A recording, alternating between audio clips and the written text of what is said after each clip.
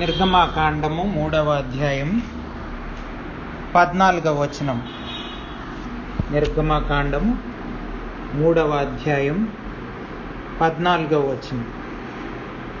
అందుకు దేవుడు, నేను ఉన్నవాడను అనువాడనై ఉన్నానని మోషేతో చెప్పెను. మరియు ఆయన ఉండునను వాడు మీ వద్దకు నన్ను పంపెనని నీవు ఇశ్రాయేలీయులతో చెప్పవలెననెను. మళ్ళీ చదువుతున్నానండి. అందుకు దేవుడు, నేను ఉన్నవాడను అనువాడనై ఉన్నానని మోషేతో చెప్పెను. మరియు ఆయన ఉండునను వాడు మీ వద్దకు నన్ను పంపినని నీవు ఇశ్రాయేలీయులతో చెప్పవలెననెను. ప్రార్థన చేసుకుందాం. ప్రేమ కలిగిన మా పరలోకపు తండ్రి, మీ ఘనమైన నామానికి వందనాలు, స్తోత్రాలు తెలియజేస్తా ఉన్నాను తండ్రి. ప్రభువా, ఉదయకాల సమయంలో మీ సన్నిధికి చేరి మిమ్మల్ని స్తుతించి ఆరాధించి గణపరచడానికి ప్రభువా నాయన మీరేమై ఉన్నారో ప్రభువా నాయన అర్థం చేసుకోవడానికి, దాన్ని బట్టి మిమ్మల్ని స్తుతించి ఆరాధించడానికి మరొకసారి మా జీవితాల్లో మీరు దయచేసినటువంటి గొప్ప తరుణాన్ని బట్టి మిమ్మల్ని స్తుతిస్తూ ఆరాధిస్తూ గణపరుస్తూ మాతో మాట్లాడమని, మీరు మాట్లాడుతున్నప్పుడు మిమ్మల్ని అర్థం చేసుకోవడానికి, ప్రభు ఆత్మీయంగా ఎదగడానికి, బలపరచబడడానికి ప్రభువానైనా ఆ విధంగా మిమ్మల్ని స్తుతించి ఆరాధించి ఆత్మతో సత్యంతో ఆరాధించే వారుగా మేము ఉండడానికి మాలో ప్రతి ఒక్కరికి సహాయం దయచేయమని, సమస్త ఘనత మహిమ ప్రభావాలు ప్రభువా మీకే ఆరోపిస్తూ అంధకార శక్తులను లయపరచమని, లోబడే హృదయం దయచేయమని యేసు ప్రభు వారి అతి పరిశుద్ధమైన నామంలో ప్రార్థన అడిగి వేడుకుంటున్నాం తండ్రి. ఆమెన్. ఇక్కడ మనం చూస్తున్నప్పుడు దేవుని గురించి మనం అర్థం చేసుకోవడానికి ఈ వచనం మనకి చాలా బాగా ఉపయోగపడుతుంది. మోషే ఆ యొక్క ప్రవక్తకి, ఆ యొక్క భక్తునికి దేవుడు ఆ యొక్క ఇశ్రాయేలీయుల దగ్గరికి వెళ్ళమని చెప్పినప్పుడు మోషే దేవునితో ఆ సంభాషణలో ఒక మాటగా అడుగుతున్నాడు, ఎవరు నన్ను పంపించారంటే నేనేం చెప్పాలి అని దేవుడిని అడిగినప్పుడు దేవుడు ఇచ్చిన సమాధానం ఇక్కడ మనం 14వ వచనంలో క్లియర్గా అర్థం చేసుకోవచ్చు. నేను ఉన్నవాడను అనువాడను అయి ఉన్నానని మోషేతో చెప్పాను, అలాగే ఉండునను వాడు మీ వద్దకు నన్ను పంపెను. అంటే ఇక్కడ ఇంగ్లీష్ భాషలో అయితే I am what I am అని ఉంది. I am what I am, నేను ఉన్నవాడను అనువాడను. అంటే అర్థం ఏంటి అన్నది ఈ యొక్క దేవుని యొక్క లక్షణం. ఇందులో మనం ఒక లక్షణాన్ని, ఒక యాట్రిబ్యూట్ని మనం అర్థం చేసుకోవచ్చు. ఎసిటీ ఆఫ్ గాడ్ అంటే దేవుని యొక్క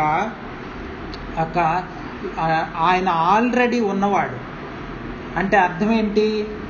ఆల్రెడీ దేవుడు ఉన్నవాడు అంటే ఎవరు ఆయన్ని పుట్టించలేదు, దేవుడిని ఎవరు కూడా క్రియేట్ చేయలేదు. ఒకవేళ క్రియేట్ చేస్తే దేవుడు కాదు కదండి. సో దేవుడిని ఎవరు కూడా సృష్టించలేరు, క్రియేట్ చేయలేరు. అది దేవుడు మోషేకి అక్కడ చెప్తా ఉన్నాడు. ఆయన పేరు ఆ విధంగా ఉన్నట్లు మనం గమనించవచ్చు.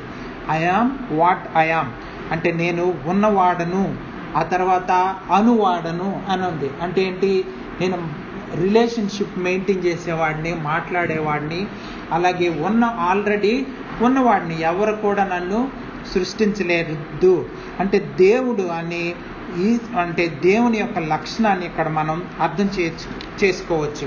మామూలుగా సైన్స్ ప్రకారం ఆలోచిస్తే, లోకపరంగా ఆలోచిస్తున్నప్పుడు చాలామంది నాస్తికులు కానీ దేవుణ్ణి నమ్మని వాళ్ళు మాట్లాడే మాటలు ఎలా ఉంటాయంటే, సైన్స్ ప్రకారం కాజ్ అండ్ ఎఫెక్ట్ ఉంటుంది. అంటే ఏంటి? ఏదైనా ఒక పని జరిగిందంటే ఎవరో దాని వెనక ఒక కారణం అంటూ ఉంటుంది. ప్రతి ఎఫెక్ట్కి అంటే ప్రతి పనికి, లేకపోతే ప్రతి ప్రభావం చెందిన దానికి, ప్రతి ఎఫెక్ట్కి కూడా ఒక కాజ్ ఉంటుంది. అంటే ఏంటి? ఒక కారణం అంటూ ఉంటుంది. ఏదైనా పని జరిగింది అనుకోండి, ఇది తీసి ఇక్కడ పెట్టామనుకోండి, ఆటోమేటిక్గా అది ఇక్కడి నుంచి ఇక్కడికి రాలేదు, ఎవరో ఇక్కడ నుంచి తీసి దీన్ని ఇక్కడ పెట్టారు కదండి. అడవిలో ప్రయాణం చేస్తూ మనం వెళ్తున్నాం అనుకోండి, సడన్గా అక్కడ అంటే ఒక చెట్టు మీద ఎవరి పేరులో రాసి ఉన్నాయి అనుకోండి, ఏమనుకుంటాం మనం? ఆటోమేటిక్గా పేర్లన్నీ ఫామ్ అయిపోయాయి అనుకుంటామా? కాదు. ఎలా వచ్చింది? ఎవరో ఇక్కడికి వచ్చి ఇంతకుముందు రాసి పెట్టారు అని మనకి ఈజీగా అర్థమవుతుంది.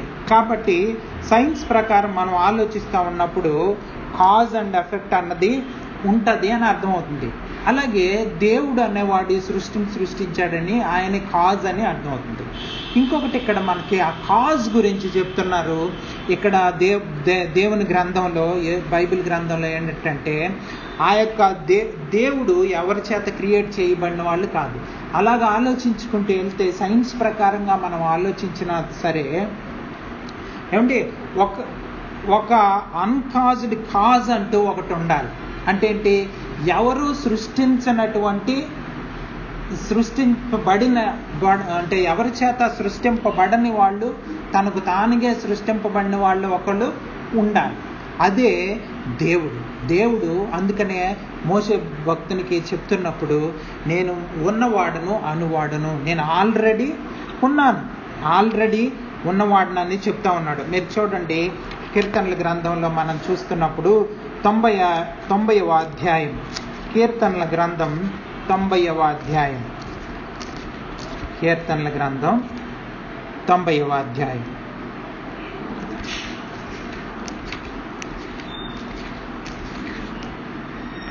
90వ కీర్తన మనం చూసినప్పుడు 2వ వచనంలో చూస్తే, పర్వతములు పుట్టక మునుపు, భూమిని లోకమును నీవు పుట్టింపక మునుపు, యుగ యుగములు నీవే దేవుడవు. చూడండి, పర్వతాలు, భూమి, లోకం పుట్టింపక మునుపు, యుగ యుగములకు నీవే దేవుడు. అంటే ఏంటి? ఇవేవి కలగక ముందే దేవునికి కాల పరిమితి లేదు. ఏమంటే ఆయనకి టైం లేదు, మనకి ఉంది. మనకు ఒక బిగినింగ్ ఉంది, మనకు ఒక ఎండ్ ఉంటుంది. కానీ దేవునికి ఒక బిగినింగ్ లేదు, ఎండ్ కూడా ఉండదు. యుగ యుగములు ఉండే, నిత్యం ఉండే దేవుడు. ఇది మనం అర్థం చేసుకోవాల్సిన విషయం. దేవుడి నుంచి ఇవన్నీ మనం అర్థం చేసుకున్నప్పుడు, నిత్యం దేవుడు ఉండేవాడు, ఆయన ఎవరు సృష్టింపబడని వాడు అని ఈ లక్షణాన్ని మనం అర్థం చేసుకుంటున్నప్పుడు అండి మనకి ఏం అర్థమవుతుంది?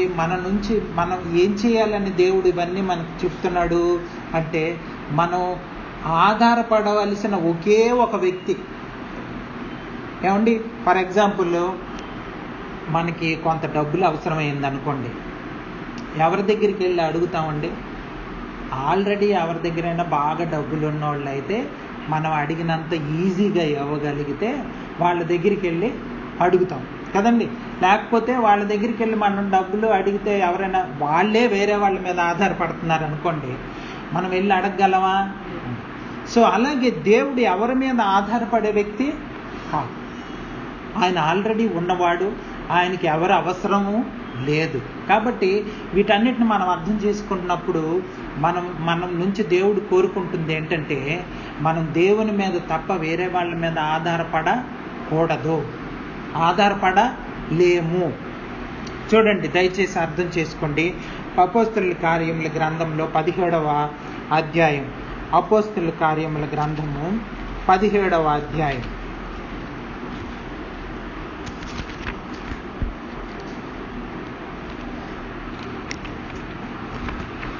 అపోస్తలుల కార్యముల గ్రంథము 17వ అధ్యాయం కొన్ని వచనాలు నేను చదువుతాను. అపోస్తలుల కార్యములు 17వ అధ్యాయం 24-25 వచనాలు నేను చదువుతున్నాను. జగత్తును అందలి సమస్తమును నిర్మించిన దేవుడు తానే ఆకాశమునకును భూమికిని ప్రభువై ఉన్నందున హస్తకృతములైన ఆలయములలో నివసింపడు. చూడండి, జగత్తును అందరి సమస్తము నిర్మించిన దేవుడు తానే ఆకాశమునకు భూమికిని ప్రభువు అన్నాడు. చూడండి, ఎవరి ఆధీనంలో ఇదంతా ఉంది? ఎవరి ప్రభుత్వంలో నిజానికి ఇదంతా ఉంది? ఎవరి ప్రభుత్వంలో అంటే దేవుని యొక్క ప్రభుత్వంలో ఉంది. కాబట్టి మనము దేవుని మీద ఆధారపడాల్సిన వ్యక్తులము, ప్రజలము, మనుషులము. మనం దేవుని మీద ఆధారపడి బ్రతకాల్సిన మనుషులము. కానీ ఈ రోజుల్లో మనం చూస్తే ఎవరు కూడా దేవుని మీద ఆధారపడే పరిస్థితి లేదు. ప్రతి ఒక్కరు కూడా ఈ లోకంలో ఎవరికి వాళ్ళే ఆలోచించుకొని దేవుని మీద ఆధారపడకుండా ఏమండి ఏ విధంగా మనం ఉండాలా అన్న ఆలోచనలతోనే మనం బ్రతుకుతున్నాం. దేవుని అవసరం లేకుండా ఎలాగ బ్రతకాలి అన్నదే మనం ప్లాన్ చేసుకుంటూ ఉంటాం. ఏమండి బాగా చదువుకొని డబ్బులు సంపాదించుకొని ఏమండి సెటిల్ అయిపోయి మన భాషలో చెప్పాలనుకుంటే సెటిల్ అయిపోయి ఉండాలి అని అనుకుంటాం. దానికి దేవుడి సాయం కూడా కోరుతాం. కానీ ఇవన్నీ జరిగిన తర్వాత ఏమవుతుంది? దేవుని మీద ఆధారపడం. ఎందుకు? డబ్బులు ఉంది, జ్ఞానం ఉంది, ఇళ్ళలు ఉన్నాయి, ఆస్తులు ఉన్నాయి, ఐశ్వర్యం ఉంది, ఇంకెందుకు దేవుడు అవసరం? మహా అయితే దేవుడు అవసరం ఎప్పుడు తెలుసా? భయం అంటే ఎక్కడైనా రోగాలు రాకుండా, ఏమండి లేకపోతే మన ఉన్న డబ్బులు పోకుండా, లేకపోతే వీటికి యాక్సిడెంట్లు అవ్వకుండా, ఇలాంటికి దేవుడు కావాలి. కానీ దేవుడు కోరుకుంటుంది అది కాదు.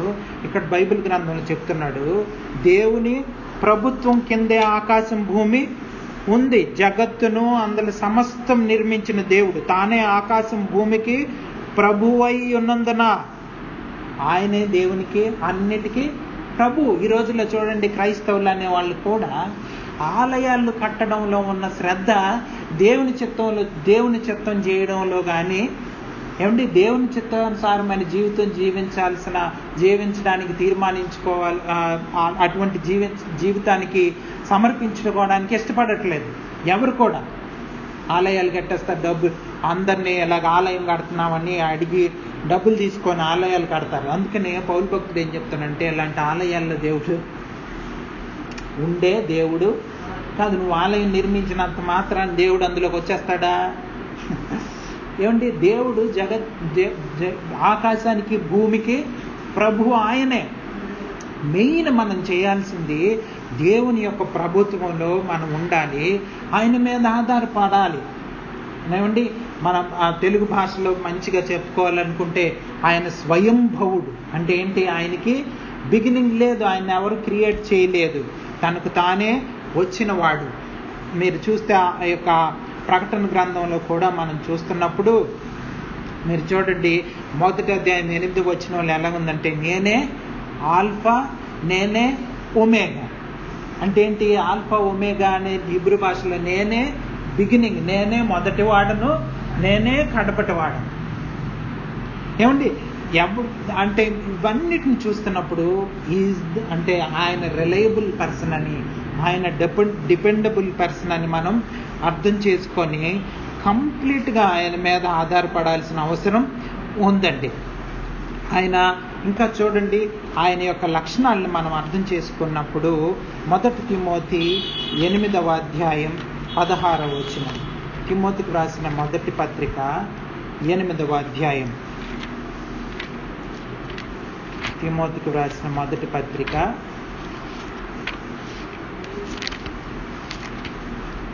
8వ అధ్యాయం 6వ అధ్యాయం చివరి అధ్యాయం 6వ అధ్యాయం 1 తిమోతి 6:16 వచనం నేను చదువుతున్నాను చూడండి. 16వ వచనం, సమీపింపరాని తేజస్సులో ఆయన మాత్రమే నివసించుచు అమరత్వము గలవాడై ఉన్నాడు, మనుష్యులలో ఎవడును ఆయనను చూడలేదు, ఎవ్వడును చూడనేరడు. ఆయనకు ఘనత శాశ్వతమైన ప్రభావము కలిగి ఉండును గాక. చూడండి, ఆయన సమీపింపరాని తేజస్సులు అంటే మనుషులు ఎవరు కూడా ఆయన దగ్గరికి వెళ్ళి ఆయన చూసే పరిస్థితుల్లో లేరు. అంత అమరత్వం కలిగిన, అంత తేజస్సు కలిగిన ప్రదేశంలో అంత మహాపరిశుద్ధుడు, ఈ లోకానికి అతీతంగా ఉన్నటువంటి వ్యక్తి అని మనం అర్థం చేసుకోవాలి. లోకానికి అతీతంగా ఉన్నాడు అంటే అర్థం ఏంటి? లోకం సరిగ్గా లేదు, మనం సరిగ్గా లేము, ఎవరు కూడా సరిగ్గా పరిశుద్ధమైన జీవితం జీవించట్లేదు. ఆయన లోకానికి వీటన్నిటికీ అతీతంగా ఉన్నటువంటి వ్యక్తి కాబట్టి ఎవడును ఆయన చూడలేదు, చూడనేరడు కూడా. ఆయనకు ఘనత, శాశ్వతమైన ప్రభావం కలిగి ఉండును గాక. ఉదయకాల సమయంలో మనం ఆయనకి అంటే ప్రభావం ఆయనకి కలిగి ఉంటుంది. మనం స్తుతించినా స్తుతించకపోయినా, మనం ఆరాధించకపోయినా ఆయన ఘనత, మహిమ ఏమీ చెడిపోదు. కానీ మనం ఉదయకాల సమయంలో మనల్ని మనం తగ్గించుకొని, దేవుడు నిజంగా గొప్ప దేవుడు, మనల్ని ఇంకా కాపాడుతున్న దేవుడు. ఏమంటే కరోనా వైరస్ వలన అనేక మంది నిజంగా ఆ యొక్క కోవిడ్ డిసీజ్కి పాలైపోయిన వాళ్ళు ఉన్నారు. అనేక మంది హార్ట్ అటాక్స్తో చనిపోతున్న వాళ్ళు ఉన్నారు. అనేక మంది అనేక రోగాలతో చనిపోతున్న వాళ్ళు ఉన్నారు. మనల్ని దేవుడు ఇంకా కాపాడుతున్నాడంటే కారణం ఏంటంటే, ఇంకా ఇకనైనా మనం దేవుని వైపు చూసి చూడండి. కరోనా వైరస్ టైంలో దేవుడు నిజంగా మొత్తం అంతటిని, ప్రపంచాన్నే ఆపేశాడు. ఒకసారి ప్రపంచం మొత్తం స్తంభించిపోయింది కదండి. ప్రపంచం మొత్తం స్తంభించిపోయి ఎవరిళ్లలో వాళ్ళు కన్ఫైన్ అయిపోయిన పరిస్థితి ఉంది. వీటికి కారణం ఏంటి? కనీసం ఇప్పుడైనా దేవుని వైపు చూస్తారని, దేవుని వైపు ప్రజలు తిరుగుతారని, దేవుని గురించి ఆలోచిస్తారని. మీరు చూడండి, ఎన్విరాన్మెంట్ మన వల్ల ఎంత పాడైపోయిందో కరోనా వైరస్ వల్ల తెలిసింది. ఎన్విరాన్మెంట్ మనం ఇళ్లల్లో ఉండడం వల్ల ప్రపంచం అంతా బాగుపడింది. ప్రపంచంలో ఉన్నటువంటి యొక్క గ్రీనరీ అంతా బాగుపడింది. పశుపక్షులు అన్నీ కూడా హ్యాపీగా ఫీల్ అయినాయి. రోడ్ల మీదకి వచ్చి చక్కగా ఆడుకున్నాయి జంతువులన్నీ కూడా. చూడండి, మన వలన ఎంత ఈ లోకానికి మనం ఎంత నష్టం చేకూరుస్తున్నామో చూడండి. ఇది మనం అర్థం చేసుకోవాల్సింది. దేవుడు ఎవరి చేత క్రియేట్ చేయబడిన వ్యక్తి కాదు. స్వయంభవుడు, సమీపింపరాని తేజస్సులో ఉండేవాడు.